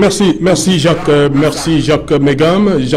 Je rappelle que le président de la République avait aussi ordonné la mise sur pied d'une commission par rapport à Ngarbou, et les résultats on les connaît, c'est pas seulement la communauté internationale, même au Cameroun. Mais il n'y a pas eu de sanctions. Voilà, et on va prendre la direction de Berlin où nous attend Padia Sanga. Voilà, on accueille donc sur ce plateau Raphaël Ndougou. Bonsoir, bienvenue. Bonsoir Serge Alain, merci de m'avoir convié à cette discussion. Je vais me mettre à la place des parents qui sont en pleurs en ce moment, parce que j'en suis un, et je souhaite que tout le monde se mette dans la peau de ceux-là, parce que vous avez commencé l'émission en disant ça aurait pu être le vôtre ou le mien. Non, ils disent qu'on fait de la comédie. Nous tous, chacun peut prendre comme il veut. Mais nous tous, quand on est parents, on essaye juste de s'imaginer à la place de ceux qui pleurent en ce moment leurs enfants. Vous avez d'ailleurs indiqué que le 6e, le 7e est décédé aujourd'hui. J'ai même suivi que une maman serait également décédée parce que le coup du choc. Donc je pense que, quel que soit nos bords, quelles que soient nos appartenances, nous devons laisser d'abord cela pour parler du problème qui s'est passé samedi dernier. Et même si les résolutions viendront après, nous devons tous dire comment c'est l'homme, plus jamais ça. Parce que ces enfants-là ne savent même pas ce qu'on appelle politique. Ces enfants-là allaient tout simplement, selon ce que nous avons appris, allaient au rattrapage, puisque les lundis, il n'y a pas cours. Voilà. Alors, samedi, c'est une journée, il fallait on va dire normale, pour être au même niveau. Il fallait aller à l'école le samedi. Et le bon Dieu en a voulu que ces enfants-là tombent dans ces conditions que nous avons vues. Vraiment de grâce, je voulais dire qu'il faut qu'on laisse d'abord un peu nos querelles. Parce que ces gens qui peuvent en ce moment-ci ne peuvent même pas écouter tout ce que nous disons si nous ne pouvons pas être ensemble, si nous ne pouvons pas nous mettre ensemble pour pleurer avec ses parents. Je vous assure que si nous avons encore un peu de l'amour pour les enfants que nous avons laissés à la maison avant d'arriver ici, essayons de nous calmer. Les résolutions viendront certainement, mais disons que ces enfants-là ont fait quoi pour mériter ce sort, pour venir les décapiter avec tout ce que nous avons vu. Oui, j'en ai les enfants. Tout le monde ici est parent. Mais est-ce que nous avons pensé à cet instant que si ça avait été nous, on ne devait pas suivre ce débat que nous sommes en train de faire en ce moment? Je crois que les tenues que nous abordons là démontrent à suffisance que nous sommes donc en noir, nous sommes en deuil. Quand on est en deuil, on ne se querelle pas. Quand on est en deuil, on n'est pas là pour régler les problèmes, puisqu'il y en a beaucoup dans ce pays, mais il se trouve quand même que nous devons accompagner ceux qui sont déployés en ce moment. Et c'est pour cette raison que je pense, pour ma part, qu'il n'est pas question de vouloir jeter le tort sur X ou Y maintenant. Restons d'abord en deuil. Est-ce que vous avez suivi ce passage biblique où Caïn a tué son frère Abel? Oui, parce que ceux qui ont tué sont des Camerounais. Ceux qui sont morts sont des Camerounais. Qu'est-ce que nous faisons en ce moment? Qu'est-ce que nous devons faire? Est-ce qu'il n'est pas possible que nous soyons sur cette table et demandons aux hommes de Dieu? Nous sommes chrétiens dans ce pays. Nous sommes un pays laïque où nous pouvons appeler tout le monde en prière, musulmans comme chrétiens, que nous nous mettons en prière au moins pour 3 jours. Peut-être au sortir de cette prière-là, on va demander un deuil national. Oui, nous prions Dieu ici tous les jours. Nous prions Allah. Est-ce que nous ne pouvons pas prier donc pour dire, en attendant d'aller sur la table de discussion, tout ce que les gens ont fait comme proposition, mais au moins que nous restons en prière, que nous accompagnons ceux qui ont pris les enfants en ce moment, parce qu'ils allaient chercher le savoir. Si nous, on nous avait tués, quand on allait à l'école dans nos villages, on ne serait pas en vie. Donc je voulais dire que, oui, vous nous avez présenté comme étant dans les partis politiques, mais ici, où je suis assis là, je ne voudrais même pas qu'on parle d'un parti politique, si ça avait été un vœu, mais que nous parlons de ce qui s'est passé à Kumba, et que nous trouvons des solutions. Oui, peut-être politique après, mais pourquoi les enfants? Il fallait peut-être venir me tuer, moi qui va déjà vers la cinquantaine. Oui, parce que j'ai déjà les enfants, ils pourront me nommer des mots après-demain. Mais pour ceux-là, ils ont fait quoi? Donc vraiment, monsieur Outou, je ne suis pas souvent quelqu'un qui pleure, mais je pleure dans mon cœur. Parce que vous savez pertinemment que quand on perd un enfant, on sait qu'en Afrique que c'est l'enfant qui enterre le parent. Mais quand c'est le contraire aujourd'hui, de là à nous quereller, ce n'est pas ce que je venais vers ici. Ok. Voilà, je reste avec vous quand même, Raphaël Ndougou. Vous l'avez vu, la thématique, la crise est dure. 4 ans, mais c'est depuis 3 ans que les armes ont commencé à crépiter, en 2017. Qu'est-ce qu'il faut faire à partir de demain? Oui, à partir de demain, je vous l'ai déjà indiqué, commençons par prier. La prière. Prier, oui, on prie, on se met en jeûne, il y a des mécanismes, nous prions donc pour 3 jours. Maintenant, si vous voulez effectivement que nous commençons à trouver des solutions à partir de cette nuit, nous pouvons dire, d'accord, on voit toujours là où on est tombé, quelquefois on ne voit pas là où on a trébuché. Maintenant, je vous ai dit ici un jour que le feu Frédéric Odor avait dit quand on se noie, on peut s'accrocher sur un serpent. Parce que de toutes les façons, l'objectif c'est de quitter là où il y a les autres troubles, mais arrivé à la rive, le serpent peut vous mordre, ou alors, comme il vous a sauvé la vie, vous pouvez le tuer. Donc il est possible donc que, quand on a déjà tous comme un seul homme, décrié ce qui s'est passé, pleurer nos morts depuis 2016, et puis maintenant on peut dire, d'accord, c'est le Cameroun qui doit rester debout, pas les hommes vont passer, le Cameroun restera. En ce moment dont nous pensons que nous pouvons donc se retrouver, puisque les uns et les autres font des propositions, ce qui est sûr c'est que un jour ou l'autre ça doit prendre fin. Mais quand ça prendra même fin, il y aura des familles qui resteront en pleurs. Il va falloir, au-delà des décisions politiques, trouver également des solutions pour ces familles endeuillées. Donc je crois que il est possible que chaque fois qu'il y a des propositions sont faites, il faut bien qu'elles soient prises en compte. C'est pour ça que je prends l'image du serpent quand vous vous noyez. Parce que de toutes les façons, on sait que le serpent est dangereux pour l'homme. Tout de même comme l'homme aussi, c'est l'ennemi du serpent. Donc du coup, vous êtes dans un endroit où c'est quelqu'un qui peut sauver l'autre. Ça veut donc dire quoi? Ça veut dire qu'on a besoin de tous les Camerounais. Et je crois même que c'est ce que le président avait déjà fait. C'est-à-dire qu'en convoquant le grand dialogue, c'est vrai, même si tout n'a pas été fait, on peut trouver d'autres mécanismes de discussion, de solutions pour qu'on sorte, pour que nos enfants ne décèdent plus, que nos enfants ne soient plus tués. À la fin, on a un ennemi qui ne vient pas de l'extérieur, qui est interne. Qu'est-ce qu'on fait? Qu'est-ce qu'on fait quand un Camerounais prend la machette contre son propre frère? Qu'est-ce qu'on fait? En ce moment, donc, nous pouvons d'abord laisser nos égaux. On peut quand même trouver des solutions parce que on a un chef, oui, c'est le président de la République, d'accord. Est-ce que si, aujourd'hui, il descendait dans la zone du Nozo, où on programme la descente du chef de l'État, on dit on ne va plus discuter à Yaoundé, nous allons là où les gens meurent. C'est des solutions. Parce que de toutes les façons, les partis politiques passeront. Les hommes passeront, le Cameroun restera. Et il ne faut donc pas que les enfants, malgré ceux qui sont morts, d'autres sont encore en vie. Il ne faut pas que nos enfants, quand on va laisser ce pays, que nos enfants aient en idée que leurs parents n'ont rien fait. Oui, nous n'avons pas peut-être toutes les forces et tout le pouvoir pour convoquer un certain nombre de choses, mais j'ai dit, c'est le président de la République qui est garant de la sécurité des Camerounais. Et ce qui est garant de la santé, tout ce que vous pouvez imaginer, l'éducation que les enfants là sont allés chercher avant de mourir, alors il est question ici que le président frappe du poing sur la planche, sur la table. Et il y a plusieurs manières de frapper le poing sur la table. Il peut dire que nous allons à Bamenda à partir de la semaine prochaine. Il peut dire que nous allons à Boya, et ainsi de suite. Parce que de toutes les façons, il y a des limites qu'on ne traverse pas. Lorsque nous avons déjà atteint cette limite-là, il faut bien entendu que l'on trouve une solution, quelle que soit la solution. Ok. Voilà, Hilaire Zipan, au mois de mai, on a quand même vu un rapprochement entre le pouvoir, le régime et certains leaders sécessionnistes. Est-ce qu'il n'est pas temps de réactiver ce levier-là? Oui, je crois savoir que c'est cette phase-là qu'il a fallu aborder, explorer un peu beaucoup plus, parce que la négociation a commencé. Oui. Et les informations qui nous sont parvenues au point de vue communicationnel laissent entendre qu'il y avait quelques avancées. Mais il y a 2 points de blocage qui sont tout à fait très importants. Les sécessionnistes discutent en tant qu'ambazoniens, République non reconnu par la communauté internationale, qui n'a pas d'espace.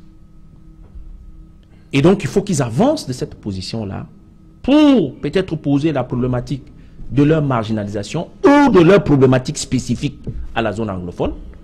Mais de là à dire à une république reconnue qu'on est ambazonien, c'est assez difficile au point de vue légal. Je ne suis pas juriste, mais il est faux. Donc il y a ce blocage-là.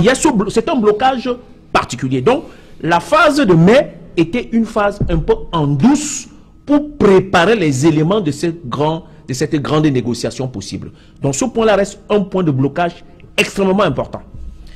À mon sens, lorsqu'on va à une table de négociation, c'est le compromis. Ce qui n'est pas bon, c'est la compromission. C'est-à-dire qu'abandonner presque toutes ses positions pour adopter celle de la partie. Mais on a vu dans certains pays que lorsque des crises comme ça existent, il y a généralement dans ce qu'ils revendiquent des branches. Il y a la branche politique et la branche armée. Mais à l'heure actuelle, ce n'est pas une branche armée parce que la machette n'est pas une branche armée. Ça, c'est de la révolte pure et simple. C'est des actes odieux qu'il faut condamner avec la dernière énergie. Mais ce qui est tout à fait important, c'est l'adresse et la méthodologie. Pourquoi y a-t-il une fuite quand bien même nous sommes au courant que, du moins maintenant, qu'il y a eu plusieurs négociations avant qu'il y ait cette fuite-là, qui bénéficiait, il y a eu 3 rencontres avant, voilà, qui bénéficiait de cette fuite-là. Oui. Et pourquoi a-t-on ébruité pendant que nous étions celle demain. Voilà. Donc voilà autant de solutions, autant de questions qui laissent entrevoir un certain nombre de choses. Vous dites quelque chose d'important. Vous dites que pourquoi il n'y a pas eu de bruit lors des premières rencontres. Pourquoi le bruit à la rencontre de Voilà. Ça veut dire certainement que il y a, comme on l'a si bien senti, qu'il y a des gens qui font de l'économie de la guerre, qu'ils veulent que les choses perdurent et qu'ils ne veulent pas que les choses avancent dans le bon sens. Je crois savoir que j'ai senti un peu au grand dialogue une capacité, du moins l'envie du Premier ministre qui était président, de vouloir faire avant, d'aller un peu plus loin. Parce qu'il avait une phrase qui était tout à fait extrêmement importante.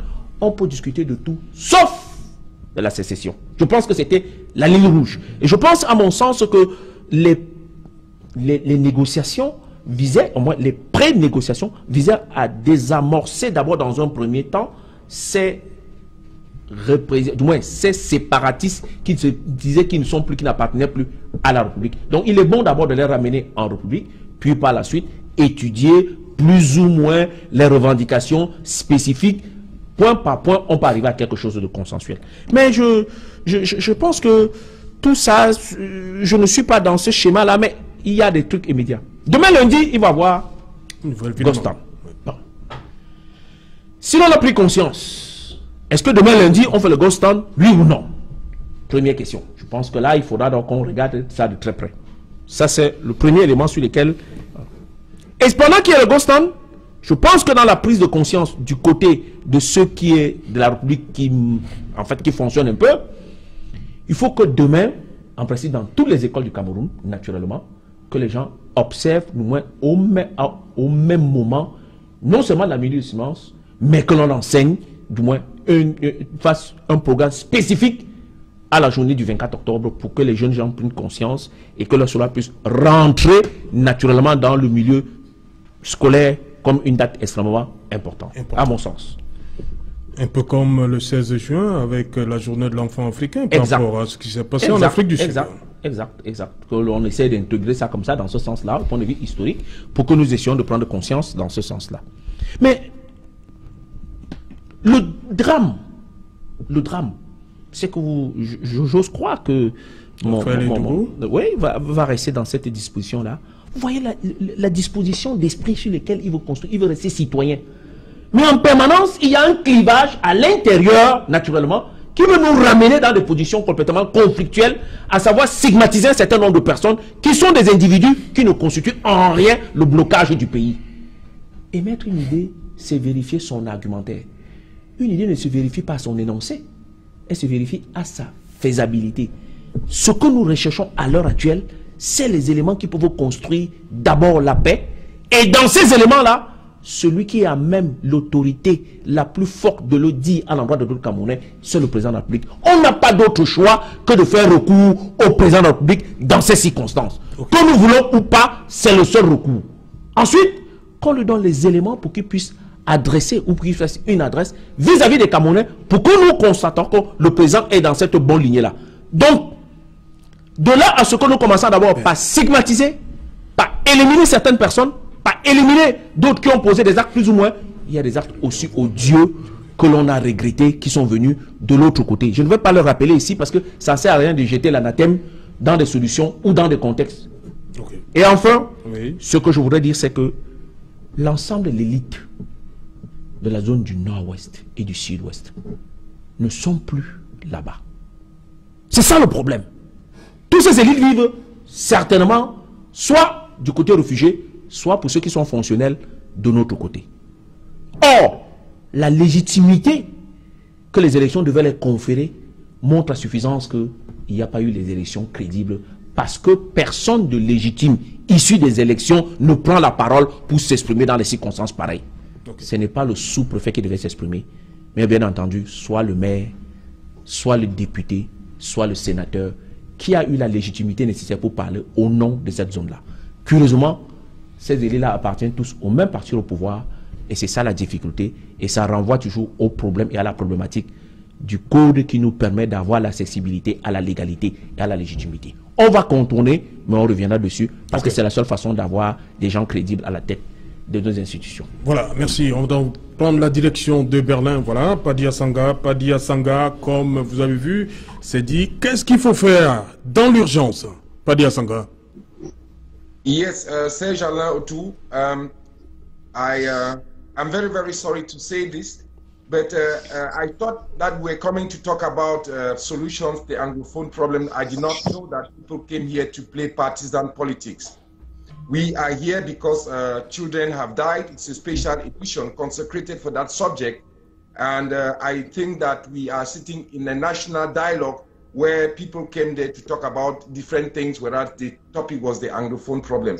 That said, Mr. Sejalin, I still want to concur, and I want to say that I've not come here to make the process of MLC or Maurice come to. And I have my friends in the MLC who have not picked up guns. They have never called for guns. Those people who said they wanted to buy guns, they know them. Some of them could be of the MLC, but the MLC is not responsible for the activities that are happening here. Njamin, for example, has never called for guns. So that man from the CPDM party who came and said here, saying that they should ban the MLC, that's the same thing that they did because they wanted to be exclusive and they banned the UPC. And listen, the solutions to the Anglophone problems is within amongst the Anglophones.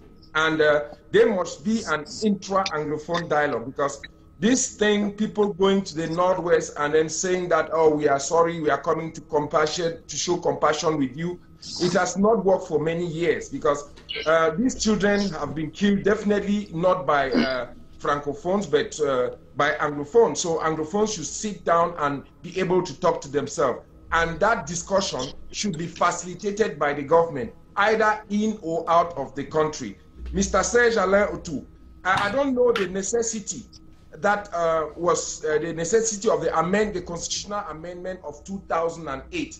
If there was a necessity, I cannot tell till today, but it seems as if they used the power, the CPDM used its best majority to amend the constitution.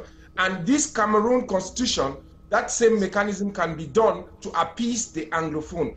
And I keep saying this, it is time for an Anglophone to become the president of that country because the Anglophones feel cheated because there was something that they call Article 47 in the Federal Constitution or the draft Federal Constitution that talked of alternation of power. So when we come and sit on platforms like this and we are looking for solutions, please don't politicize it because some of us also have political target. But for the sake of these children and for the sake of peace, we have come here to talk about it.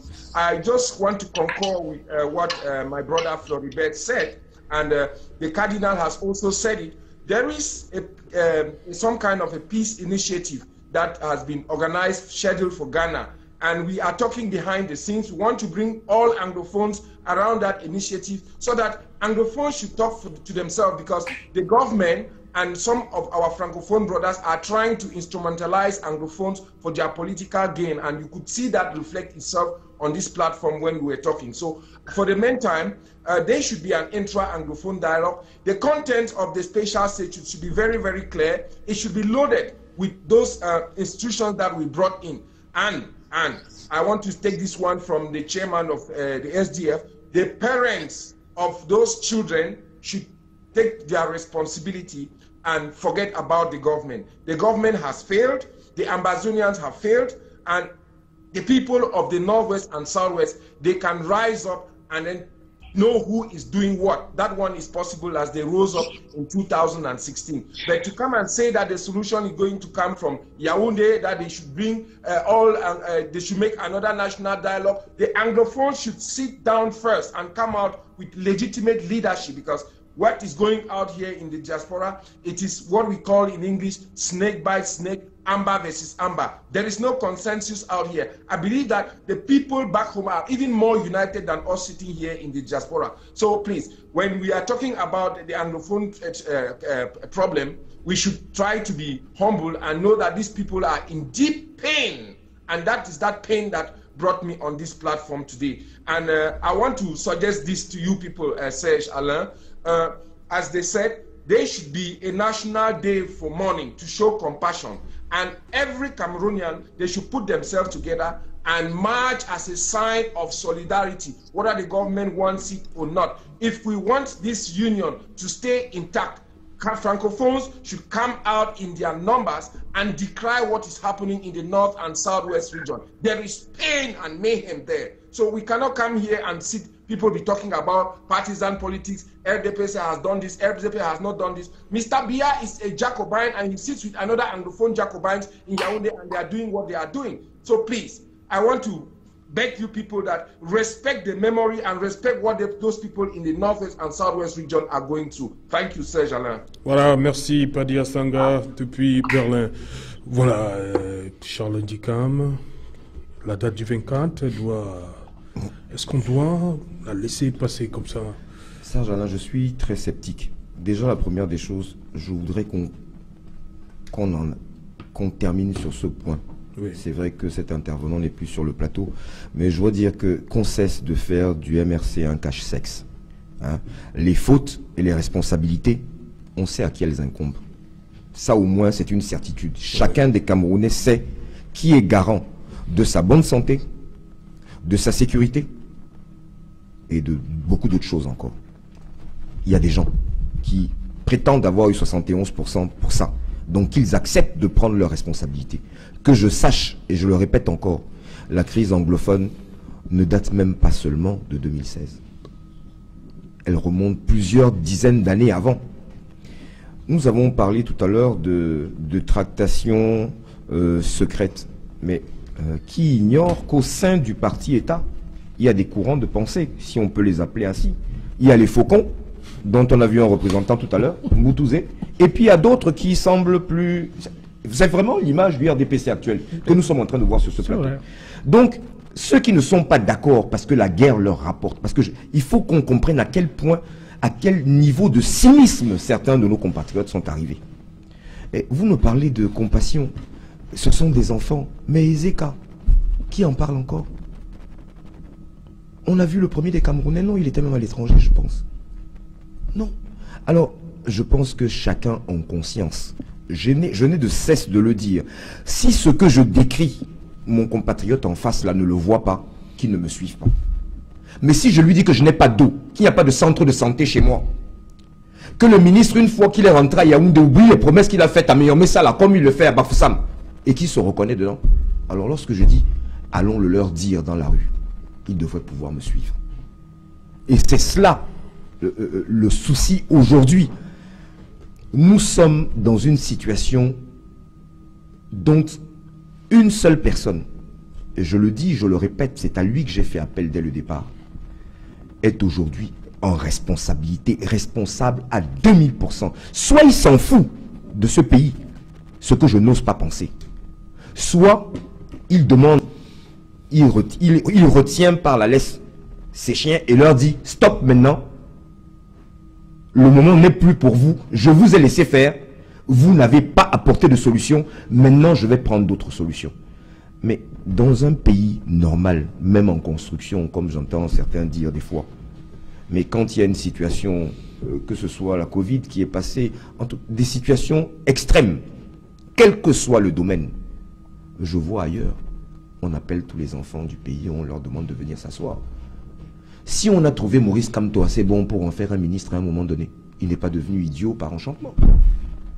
Moi qui le suis, qui suis dans son parti, je ne pense pas que l'un d'entre vous ici puisse prétendre en matière d'intelligence en savoir plus que moi, ou en posséder plus que moi. Par moment même, je me demande.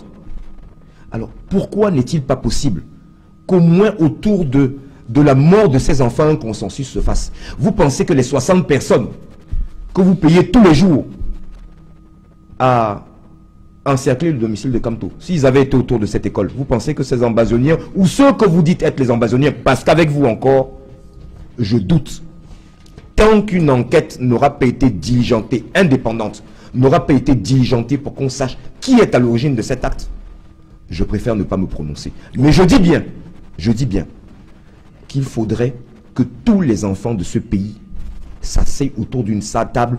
Manifestement, tant que nous n'aurons pas réglé le problème anglophone, nous reviendrons dedans par des événements comme celui-là. Et quand je dis de tous les enfants de ce pays, je ne parle pas que de Maurice Kamto qui encore est dans son domicile. Je parle de tous ces jeunes qui sont abandonnés dans des prisons, simplement pour avoir voulu dire « réglons le problème anglophone ». Vous me dites aujourd'hui, ils ont encore une raison d'y être, poursuivis devant un tribunal militaire. Mais où étaient les militaires au moment où on tuait ces enfants, qu'on paye avec nos impôts? Mais je n'ose pas parce que nous sommes sur une chaîne de télévision privée. Mais il y a une chaîne pour laquelle nous tous nous cotisons. Y a-t-il eu un seul événement depuis hier sur cette chaîne? Et on nous prélève de l'argent pour cela? Non, il faut qu'on arrête cette plaisanterie. Il faut que les uns et les autres reviennent à la raison. Il n'y a pas de leadership dans ce domaine-là, celui-là. Non. Il y a des mains tendues et des mains qui se tiennent pour un seul et même objectif. Et j'ose espérer que le message va passer cette fois-ci. Voilà, merci Barista. On sort de l'émission rapidement, ce qu'on retient, mais on sait que demain c'est encore Ghost Town. Yes, Serge Alain, tomorrow is another Ghost Town. But there's something a pronouncement I want to make, which we should take it very serious. I think if there have to be an Anglophone resolution of this problem, the head of state should start thinking about who the Minister of Territorial Administration should be. I'm being very honest with this, because in that position, I think we need somebody a bit more diplomatic. We have Atanganji is a vibrant person, he works, but I think he's not qualified. By his nature, that is not where he's supposed to be. Not only nature. Then, you see, when he was appointed the Minister of Territorial Administration, I felt terrible, because it was like bringing an Anglophone to fight Anglophones. And that is exactly what has been happening, because Anglophones look at him now as a traitor, whereas they would have brought somebody who is more diplomatic. So to me, the very first thing, you should give people the post in consideration of their personal character. I think in that ministry, we need somebody who is a bit more diplomatic. And many people still think that his attitude consists of a problem for the Anglophones itself. I'm just being very honest with that. Ça, c'est le pouvoir discrétionnaire du chef de l'État. That's why I'm saying that if the head of state is working for us, he should put that into consideration. I'm being extremely honest with this. Okay. Je voudrais dire deux petites choses avant. Très rapidement. Le fait qu'on a refusé à un moment l'initiative de la All Anglophone Conference. Non, la conférence générale anglophone. Oui, la conférence générale anglophone. Oui, bien c'était dans les années 90. Bien sûr, la conférence générale anglophone, oui, prônée par le cardinal Christian Toumi, est un problème pour la possibilité de solutions à l'heure actuelle. Premier élément. Mais ce n'est que partie remise. Parce qu'en fait, le problème va se poser entièrement, je le dis sur ce plateau, quand on va constituer, dans le cadre des régions, la chambre des chefs et la chambre des communes. À ce moment-là, on va retrouver le problème dont soulevait le cardinal Christian Toumi, en ce sens que les chefs qui feront partie de la Chambre auront la légitimité de poser le problème réel anglophone. Et ensuite, ceux qui seront des conseillers régionaux issus des élections vont reposer le problème. Ce problème à double étage va créer plus de problèmes, je le dis d'ici d'avance, qu'elle ne va résoudre. À ce moment-là, on va voir soit la vérité de la crise anglophone, soit la capacité réelle du pouvoir à transférer réellement le pouvoir dans les régions. Ce problème va se poser. La légitimité des chefs en question aussi. Exactement. Voilà, Raphaël Ndougou. Vous avez dit demain on commence à prier, hein? Oui, dès ce soir, nous sommes en prière. Ah, dès ce soir? Oui. On n'attend pas demain. Il faut que les gens se mettent en prière. Je voudrais même d'ailleurs vous dire que le sang de ces jeunes enfants-là qui s'est versé hier risque donc d'être le sang que Jésus avait versé pour sauver l'humanité, pour sauver le monde entier. Et je voudrais quand même dire qu'on a vu le Boko Haram se calmer parce que les populations ont participé. Oui. Tout à l'heure, on parlait des élites. Je ne sais pas pourquoi ça divise. S'il y a des gens qui s'abreuvent derrière cette guerre, ils en prendront à leur dépens. S'il y a des gens qui veulent s'enrichir derrière cette guerre, ils vont prendre justement à leur dépens et ils auront en face de le Seigneur Jésus-Christ qui a sauvé ce monde. Maintenant, s'il y en a qui refusent carrément, parce que si des enfants qui sont venus tuer les autres, c'est des Camerounais. S'ils viennent d'ailleurs, ils peuvent facilement être identifiés. Donc je pense que la participation de tous, tout le monde doit participer pour la fin de cette guerre-là. Elle a déjà trop duré. Je pense qu'on doit laisser, je l'ai dit, nos égos pour dire non à cette affaire et on va reporter nos vestes de politique après. Pour l'instant, disons non dans l'ensemble, que cette affaire-là s'arrête et qu'on trouve les solutions après, ces solutions politiques. Parce que cette affaire des anglophones date depuis. Ils ont posé même un certain nombre de problèmes. Mais pour l'instant, qui va porter la parole de ceux qui sont en brousse? On ne sait pas qui. Parce que s'il y avait quelqu'un qui porte la parole, dit il y a telle personne, vous voyez même que dans leur jargon, il y a division. Véritablement, c'est pour ça que j'ai convoqué la prière. Parce qu'à la fin, on ne comprend plus là où on va.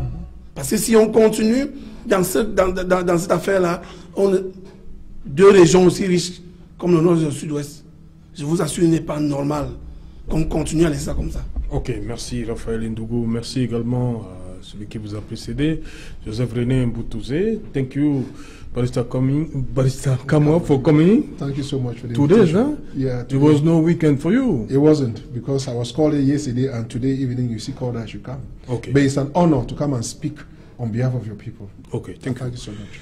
Merci Charles Ndikam. C'est moi qui vous remercie. Je souhaite une bonne soirée à tous nos téléspectateurs. Encore très sincères condoléances aux familles éprouvées, en espérant que nous n'ayons plus à revivre pareil drame. Je dis aussi à tous mes amis politiques, au premier rang desquels le président de mon parti, que nous menons le bon combat. Le bon combat. Mais on retient que le week-end prochain, vous êtes à combat avec Joseph René Mboutouzé. Hein? Les téléspectateurs, ils ont suivi. Non, ils ont suivi, mais je lui ai dit qu'avant cela, nous devons d'abord marcher ensemble à Douala.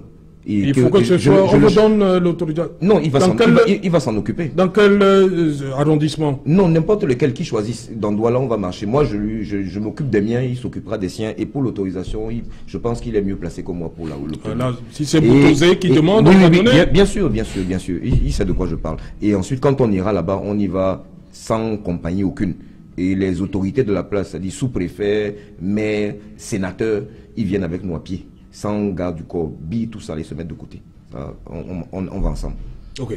Ilan Zipan, merci d'être venu. Oui, merci. Je pense que on ouvre une ère politique là, et je crois savoir que nous qui avons prenons un peu notre temps de la réflexion, les jours et les semaines à venir vont être très délicates pour notre pays. Ouais. Et je demande beaucoup à la classe politique, l'ensemble de l'opposition, de se retrouver très rapidement, parce que les échéances sur les régionales ne vont pas être faciles. J'ai dit qu'on a voté le contenant. On ne connaît pas encore le contenu. Et le contenu, à mon sens, dans le détail là, il y a beaucoup de choses qui se cachent, qui risquent d'être extrêmement difficiles. Donc il est temps que l'ensemble de la classe politique se retrouve pour que nous puissions proposer quelque chose de soluble pour l'ensemble des Camerounais. Voilà, merci. On va encore dire merci à Joseph René Mboutouzé, à qui on souhaite bonne chance du côté de combat le samedi 31 octobre. Il a pris l'engagement sur ce plateau. Hein. Joseph René Mboutouzé. Merci également à Nicoline Nouenouchi Moisé qui était en direct de Yaoundé. Merci à Padi Assanga depuis Berlin. Merci également à Jacques Megam depuis Lyon, en France. On va dire merci à tous nos techniciens, Eric W. Watat, Raphaël Dipanda, Dallas Tiana, Francis Boyom, Innocent Abega, le chef d'orchestre. Madame, Monsieur, je vous donne rendez-vous demain pour un autre numéro Equinox Soir. Bonsoir, Monsieur le Président de la République.